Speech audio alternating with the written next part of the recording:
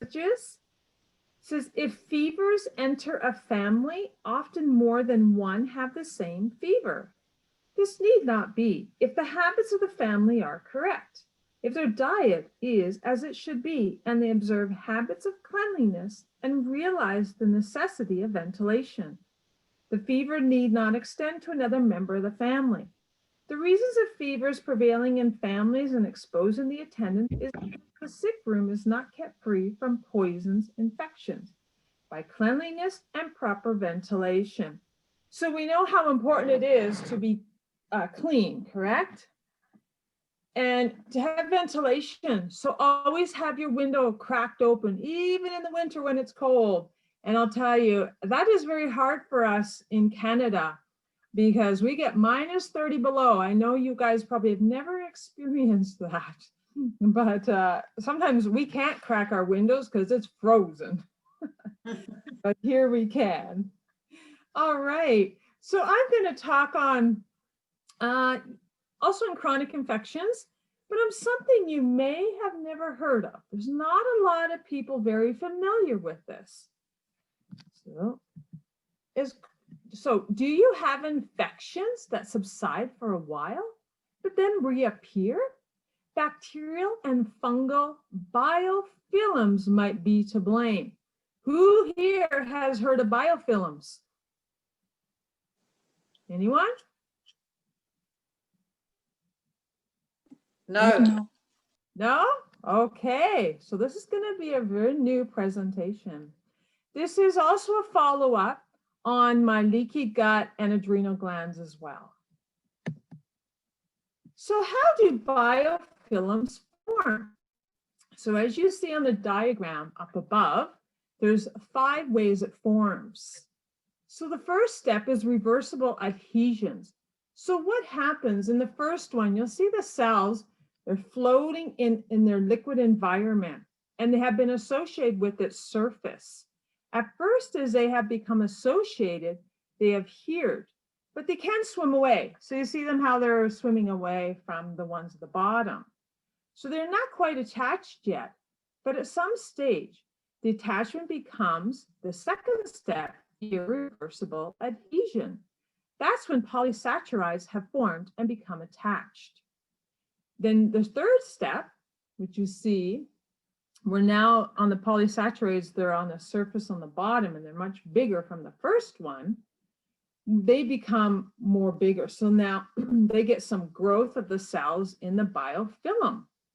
And they begin to produce that slime that helps them stick and becomes bigger. What can be happening here is communication between bacterial cells. Now there's the fourth step. Is there some bacteria that can form quite intricate biofilms and develop into rather interesting structures like we have here. Now, isn't that a very interesting structure there? Sort of looks like a mushroom, and they actually will form like that in your body. So you can see there's all this bacteria immersed in this polysaccharides showing yellow. So if you see the yellow, if you can see that, but that is the polysaccharides. And you see the holes in through there. Okay, do you guys see that? It's really hard, and this is the water channels. So that is where water and nutrients can flow through. And that keeps the biofilm hydrated and getting nutrients, which keeps it growing. In the fifth step, after time, you're getting in this process called active dispersal, where the biofilm can release bacterial cells, and then they go and colonize to a new place. So they go back to the first one, remember where they're floating or on the surface, and the cycle goes around. So that's how biofilms are formed in our bodies. Now this image here, this shows you the bacteria attaching to one another with the polysaccharides.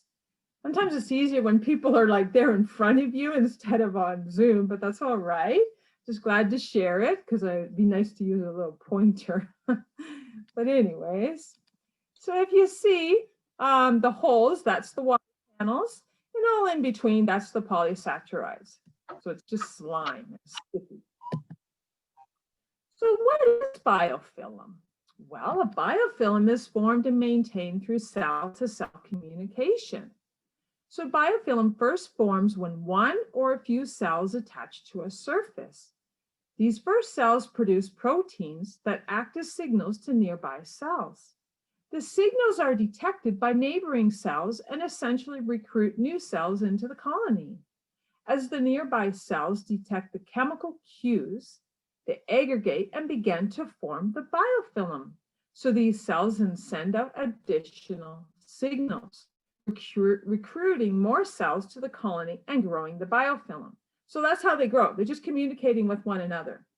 So the proteins also signal the development of polysaccharides that will form the slime layer. This slime layer forms over and around the growing colony, so that allows them to adhere to moist surfaces ideal for growth.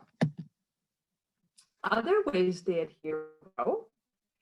Biofilm is one of the most common techniques for growth and protection for these microorganisms, and is not only a nuisance, but a potential hazard.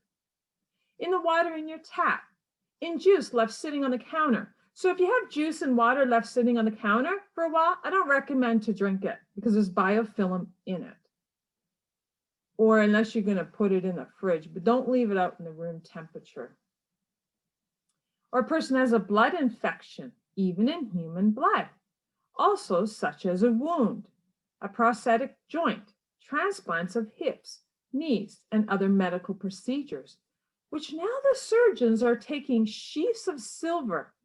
Silver is an excellent way of getting rid of these microorganisms, like cellophane, placing over the area, which was operated, which up to 97%, this is really high, reduce a productive of biofilm and helps the antibiotic to work better.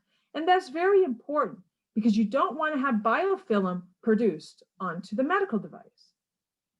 Researchers even estimate that biofilms complicate the majority of bacterial infections in humans. Overall, biofilms make the control and eradication of harmful bacteria far more difficult for patients and doctors to handle. So this is where doctors are having issues of fighting infections, is through the biofilm. They're trying to how to eradicate it. So this is under a microscope. This is a type of a bacteria called a staphylococcal. This is a biofilm.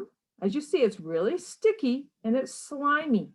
This is on the inner surface of the indwelling medical device. Now, this is what they're trying to prevent. So that's why they put the silver sheath over it, and 97% of that, they won't get that. Now here, which everybody has this. These are areas where biofilm thrives. Now, as you see in the image over there, it's a drain pipe from your kitchen or bathroom sink. Have you ever had when you take it off and all that gunk and the coats, the sides of the pipe is alive and firmly attached to microbial slime? Have you ever done that where it's disgusting inside, actually? I remember when Michael pulled ours apart and I was like, yuck. Well, that's biofilm. Imagine that in our bodies, as well as food and debris that gets stuck in it. So have you ever tried to scrape the slime out of the pipe? You know how sticky and tenacious biofilms can become? All right, now let's look at, you guys call it a dummy. We call it a pacifier.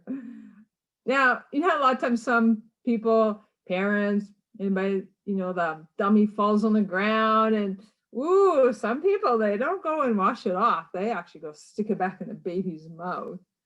Well, do we think it's clean? Well, let's see. Under the stereo microscope, as you see in the last image, we look at the junction between the mouthpiece and the nipple. This area collects and retains moisture and bacteria from the baby's mouth. And the resulting biofilm is obviously thick and healthy. Tiny carpet fibers from a fall to the floor have also gotten stuck in the film. Yuck. Do you see those little strings? So that's carpet fibers. So that's why it's very important that we keep clean. Are there any beneficial to biofilms? Well, there are actually. There's biofilms that are also good for us. They line the digestive tract, especially the lower intestines, and the skin. Healthy biofilms contain many different species of bacteria working together to benefit humans. Many trillions of organisms protect us from pathogens and toxins, help boost our immune defenses, help us eliminate toxins on a regular basis, steer us away from obesity, and may even make us think and feel better. An imbalance, which I've told you guys about this before in the past, of bacteria in the gut. So if you have that, a lot of bad bacteria in the gut, I've explained to you guys of what it can do to your system. Well, that's what also when the biofilms, when there's too much bad bacteria, you're going to have a lot of biofilms too. So particularly from antibiotic usage, stress or lack of fiber in the diet leaves us susceptible to disease. Now, antibiotics. Well, Staphylococci bacteria are the most common cause of infections on implanted medical devices, which I explained that before. But other kinds of bacteria can be involved well, such as Streptococcus, Enterococcus, and Escherichia coli.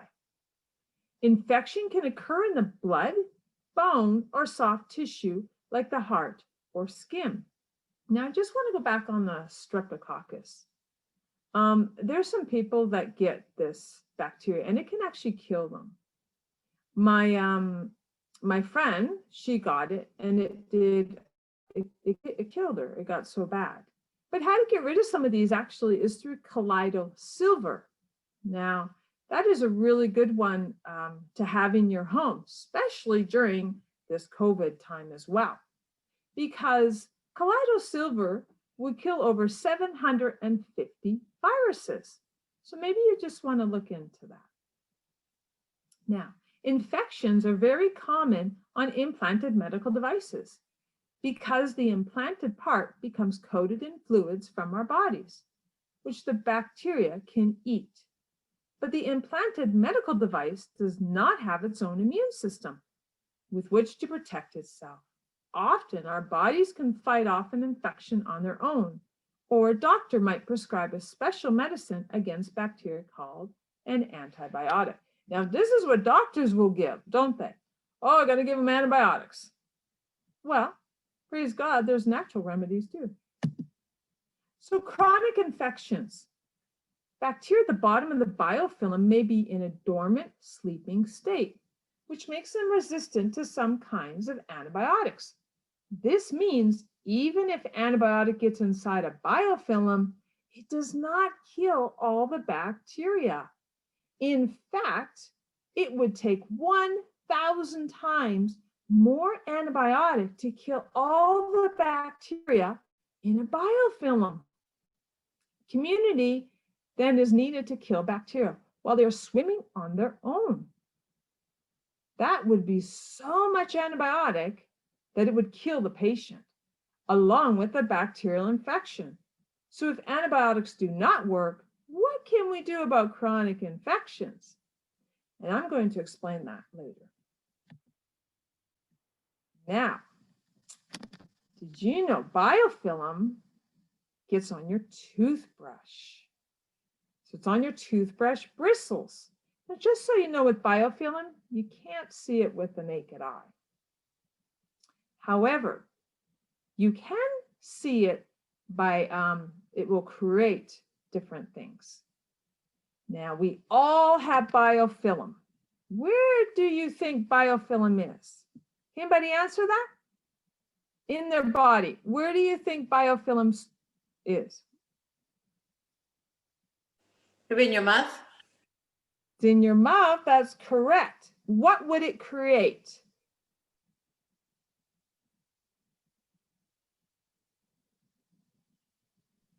Okay. Smelly breath. Okay. Dental plaque. good. Dental. Thank you very much. That's correct. The plaque that forms on your teeth is a type of dental biofilm. Who knew that? And because it can lead to oral health problems like gum diseases or cavities, it needs to be removed. Here are 3 effective methods for biofilm removal. Biofilm, you see it between the teeth and the gum lines. So brushing is so important.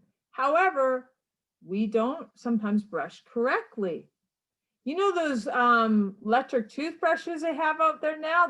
They're go for 2 minutes. Do you guys have those ones? Well, Yes, Yes. okay, very good. So they are very important for us to have because you should at least brush your teeth for 2 minutes. Okay, 2 to 3 times a day. Because it helps to remove the biofilm. But most people don't brush their teeth for that long. And this means that biofilm can remain on your teeth, at the gum line, and on your smile. It's a good idea to set a timer while you're brushing your teeth to ensure that you brush for at least 2 minutes. Clean the outside surfaces, inside surfaces, and chewing surfaces of all your teeth. Remember to brush around the gum line, around your back teeth as well, because these areas can be hard to reach. So be patient and diligent. Okay, so that's very important for children, okay, especially when they're young.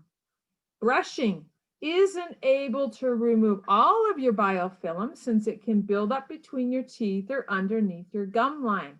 And it's very hard to reach these areas with a toothbrush. To remove biofilm from these hard to reach areas, dentists recommend flossing once per day. Now, who here flosses? Yes. Good, Chrissy. All right. I don't floss as much as I should. I'm working on that. This was done in American Dental Association. Reports that only 4 out of 10 Americans floss their teeth every day, while 20% never floss. So when you're flossing, take about an 18-inch long strand of floss, hold a small section of the floss between your fingers and gently insert it between your teeth. Use an up and down motion to dislodge the biofilm. Then curve the floss around the base of each tooth to clean biofilm from beneath the gum line. It's best to use a new clean section of floss for each tooth. Now, some people, when they do start flossing, they can bleed. That can be normal because the gums are very sensitive, but they will toughen up as you floss more each time. Some people have difficulty using traditional floss, but everyone needs to clean between their teeth. So you can also do a water pick too. Water picks are supposed to be good as well. Okay, now professional cleanings. Who does this? Who goes to the dentist every Yes. 6 months? Not every 6 months, but yes. Okay. You do? Good. My grandpa did, and let me tell you, he was in his late 80s and still had all his teeth because he did this every 6 months. Even if you brush and floss regularly, you may not fully remove your biofilm. And when it remains on your teeth, you can suffer from oral health problems like gum disease. As a general rule, you should have professional cleaning every 6 months, though your dentist may recommend more frequent visits if you have a lot of biofilm. During a professional cleaning, your dental hygienist will carefully remove biofilm, plaque, and tartar from above and below your gum line with special instruments. He or she may also floss between your teeth to get rid of any lingering biofilm. Biofilm can cause oral health problems, so it needs to be removed promptly. A good oral hygiene routine that includes brushing, flossing, and regular visits to the dentist for professional cleanings will help you effectively remove biofilm and keep your mouth healthy. And we know that is very important to keep your mouth healthy. I want to tell you what happened. There was a gentleman that was actually quite sick. He was vomiting. He was fainting. He was very exhausted. and weak. He didn't know what was going on. And he actually even had bad sore throat. And he thought maybe he had cancer, got bit, wasn't sure. So he did all these tests and they couldn't find anything. And then one time he went and got another test. And this lady said, I wonder if you have an abscessed tooth or something going on in the mouth. Now, he didn't feel anything in his mouth. Now, usually if you have a abscessed tooth, a toothache, or anything like that, you would feel it in the mouth, wouldn't you? Well, he did not. And he went to the dentist. And apparently he had such a bad abscessed tooth, they had to end up taking it out. When they took it out, all of his symptoms were gone. So just know this, that even if they do all these tests and they can't figure out where it is, it might be in your mouth. And it's also very close to the brain too. So it can cause death as well. So what are the signs that biofilm has developed? Well, Sister, yes, could I ask a question, please? sure. It's Marie here. You know, instead of flossing, can you do oil pulling? You know what? Oil pulling is very good because of the coconut oil. Coconut oil also kills biofilm. So yes, you can do that if it's very difficult for you to floss. Now, unfortunately, though, sometimes it's just getting in between the teeth that you really want to clean, though, because the biofilm get really stuck in there. And I don't know if the coconut can really get down deep, but if you're unable to floss, you can even water pick too. Or you can, sometimes some people take it's like a little floss on a stick, you know, you can try that. I mean, is it hard for you to floss? No, it's not hard to floss, but I just thought that the oil pulling, if you think about it, the flossing, the flossing will put bacteria into your bloodstream, won't it?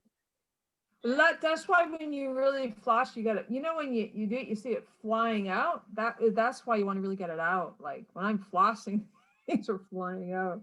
But the water pick, that's why, you know, use a reservoir with, you know, you've seen where it has water in the reservoir and they got the picks in it and doing that.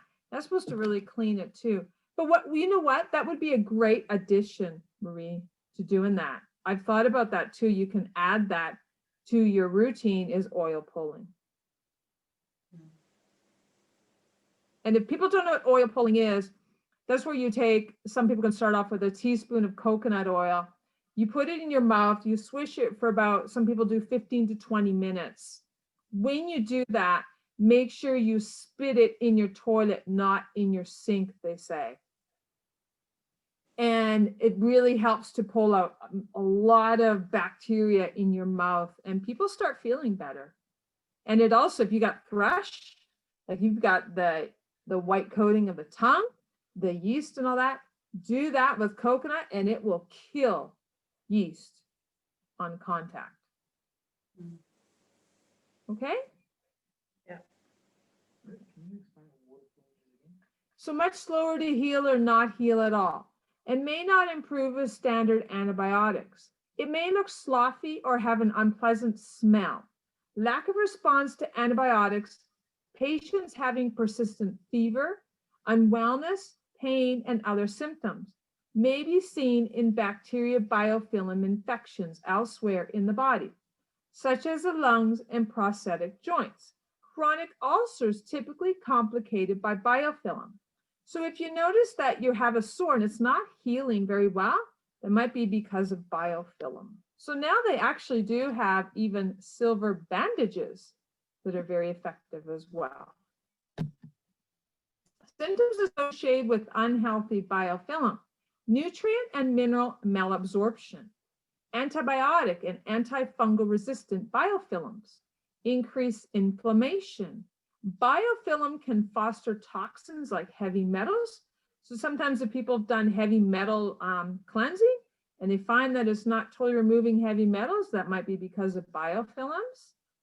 Biofilms can protect certain microorganisms from the immune system, systemic candida overgrowth, parasites, heartburn or reflux, chronic fatigue syndrome or fibromyalgia, IBS, ulcerative colitis, Crohn's disease, bloating, gas, brain fog, arthritis, stomach cramps, acne, rashes, etc. Now, as I explained in the leaky gut, a lot of these are very similar symptoms from the gut, aren't they? Well, all of these symptoms can then lead to chronic degenerative disease. So there's the biofilm life cycle. So now, and I showed you how it's all formed, but I just wanted to mention this. So to get rid of biofilm, you want to shift it back into the planktonic type. What that means is so the cells now are floating, they're not colonized and growing. That can nail these things getting into the bloodstream. You want to promote detachment to break the biofilm up. You have to disrupt the shield. And this is how you do it. Herbs. Praise God for herbs. They are effective. So there are herbs that are effective to smashing and pulverizing the structure down. Then you want to develop biofilm resistant surfaces. You want to take a good amount of probiotics. Now remember when I explained to you in the leaky gut, even adrenal glands, how important your pre and probiotics are. So I hope that you guys have added that to your diet. Yeah. To help stop attachment of these bugs onto these surfaces that build the biofilm all over again. People with low levels of beneficial bacteria in stool tests are much more prone to serious problems of biofilm formation. So remember when I talked about the GI map testing? You can get that in Melbourne if you just Google it, and they do a stool test, and they will test everything. They will see how your enzymes are, the zonulins, all that. I would even like to get that done. So the biofilms can occur almost anywhere that microorganisms live on your body. Therefore, it's essential to promote healthy biofilms in the gut. Remember I said all diseases starts from the gut. And reduce your chances of developing harmful biofilms in other areas of the body with good, but not excessive hygiene, a strong immunity. So we all have 10% of yeast in your gut. So that's safe. But when it goes out of the gut, it is not. That's very similar to biofilms. So you have a certain amount of biofilms in your gut, which is good. But when it gets through the system, that's when it's harmful. Natural remedy, good for gut, and it's a natural biofilm disruptor. You can add some manuka honey or raw honey with a little bit of warm water. Blend it up and mix in some lemon and drink it. This mixture is anti-inflammatory, anticoagulant, keeps from cells sticking together, and it's a biofilm disruptor.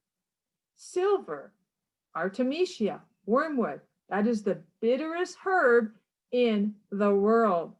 Boy, God knows everything, doesn't he? Because in Revelation, he says wormwood is the bitterest herb, and it is. But it is excellent for getting rid of biofilm and parasites. NAC, I wanted to show you guys this, if you can see this.